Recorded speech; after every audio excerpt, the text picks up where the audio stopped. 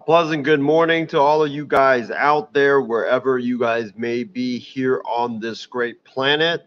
Welcome in to the first episode of Waking Up on the 6th. This is your host, Isaiah Leon, coming at you here tonight or this morning. I'm here at the airport right now. Got a couple minutes to spare before I have to get back to work. But look at how beautiful it is right now. Look at this. Woo! Look at that. Look at that. Look at that sun. We got the planes out there. People about to go to wherever destination that they need to go to. So, yeah, man, it's been a great morning. Woke up this morning around uh, 2 a.m. I've been up since that. I had to go to work really early, but we're living the dream here at the airport. Got my coffee with me. Can't start a day without this. Coffee is an absolute lifesaver. So yeah, welcome to Waking Up on the 6th. This is a show we just randomly started because I just got my schedule for the next 2 months. I'm going to be working mornings. So I just thought, okay, I'm working mornings. Let's do something where, we can take advantage of it and take advantage um, of this morning schedule. So with me working mornings, it's definitely going to be a challenge. It's going to be a struggle for sure. But you know what? I'm here for it. And you know what? That's why we're doing this because, people wake up, they want to get their coffee, they want to get the rundown on the latest in sports that is going on today. So this is the purpose of this show. It's just to give you a rundown on what happened earlier yesterday. It's also to give you a rundown on what's going to happen later on today, and just talk about some of the biggest stories in the sports world. So, we are still here. I'm in the Bay Area. We're still, celebrating over the San Jose Sharks finally breaking through. Macklin Celebrini is a generational talent, and he's going to be a San Jose Shark. And this is huge because the thing with the Sharks is they never have anything good go their way. I mean, always it's, you think there's going to be something good and, the odds favor them, but it never, ever, ever breaks the San Jose Sharks' way. So, I mean, it's a turning point. It really is. With the Sharks getting the number one pick, with them getting the chance to select Macklin Celebrini. Macklin Celebrini is an absolute stud. He's a guy that is going to be, if healthy, if he stays healthy his entire career, he's going to be a future Hall of Famer. I mean, that's how good this kid is. He's only 17 years of age, and that's the thing you need in hockey is you need people that are generational talent. If you don't have a superstar, you're not going to be able to win. And that's the thing with the Sharks is they had a lot of these studs early with Tomas Hertl and Joe Pavelski and Joe Thornton. And yeah, like a lot of things didn't break their way, but as those guys got older, as they started declining, the Sharks were kind of stuck in that dormant franchise, right? They were stuck in that dormant franchise where they weren't that bad to be the number one pick, but they weren't got like that good to win a championship. And that's a place you don't want to be. You really don't. So now they tore it all down, which I advocated for the last 4 to 5 years before they finally listened. They tore it all down. They traded away everybody. They've got a new coach now, a new GM. Like that's what they needed. They needed a fresh start. They finally got it, and now they get the number one pick, Macklin Celebrini. Plus, they got the number 14th pick. So it's good. It's good building blocks to start building around. And when you need a superstar to build a franchise around, and Macklin Celebrini, if he stays healthy, he's going to be that franchise transformation type player that the Sharks desperately need. So I'm very, very stoked about that. Can't wait to the NHL draft in June to make it official.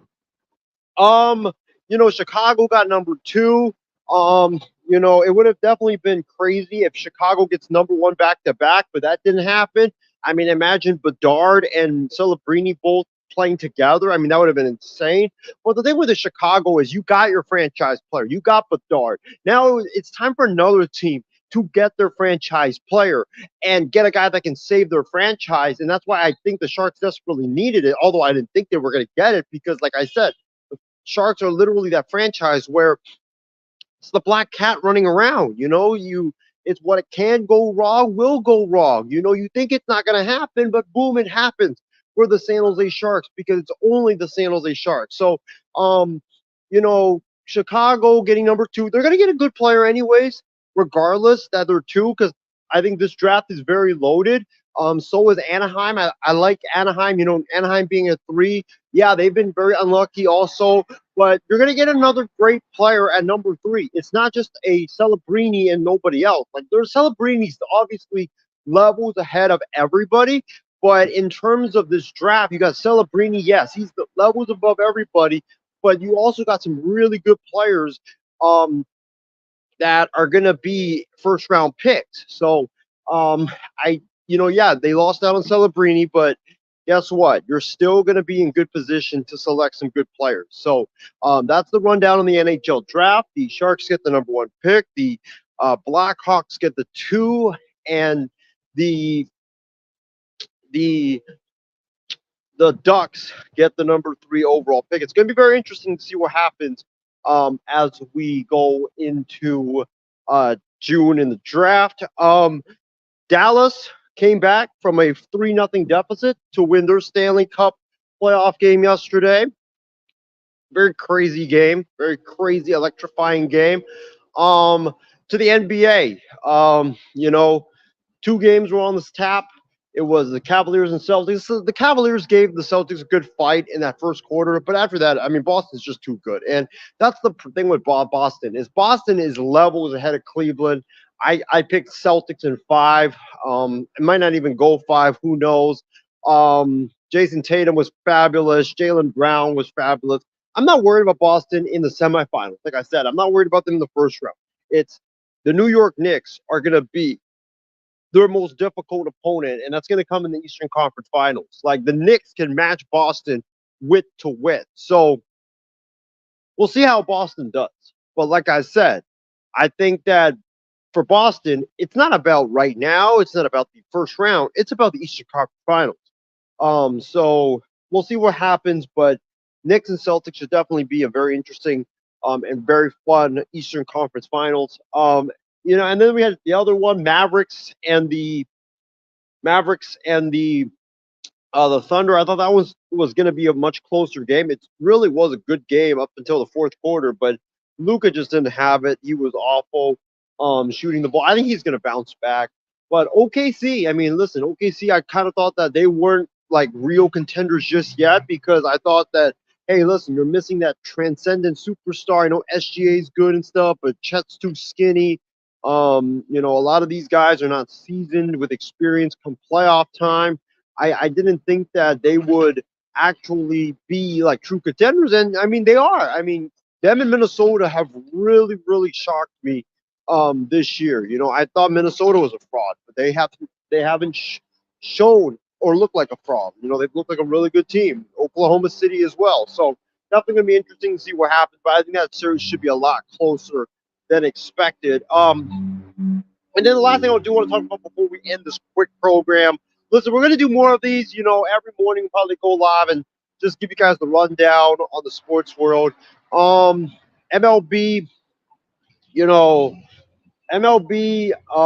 the Cardinals, Wilson Contreras out for like the next 6 weeks after he fractured his forearm on that backswing by JD Martinez. Listen, there's going to be a lot of controversy about that. For the Cardinals, it sucks because the Cardinals were already reeling. They were a bad team anyways.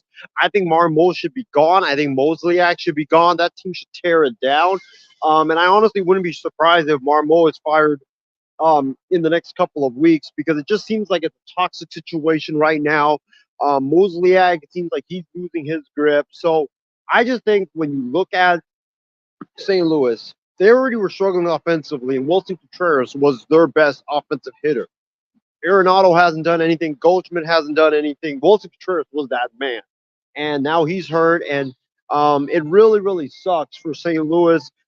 If Goldschmidt and Arenado continue to play like crap like they are right now, then the Cardinals have no chance. But if Goldschmidt and Arenado play the way that they have played throughout their entire career, then they definitely could maybe turn their season around. I don't know, but we'll see about that. But Guys, it's been a great show. Appreciate everybody for tuning into the debut episode of Waking Up on the 6th. Hope you guys all have a great rest of your day and appreciate all of you guys waking up on the 6th.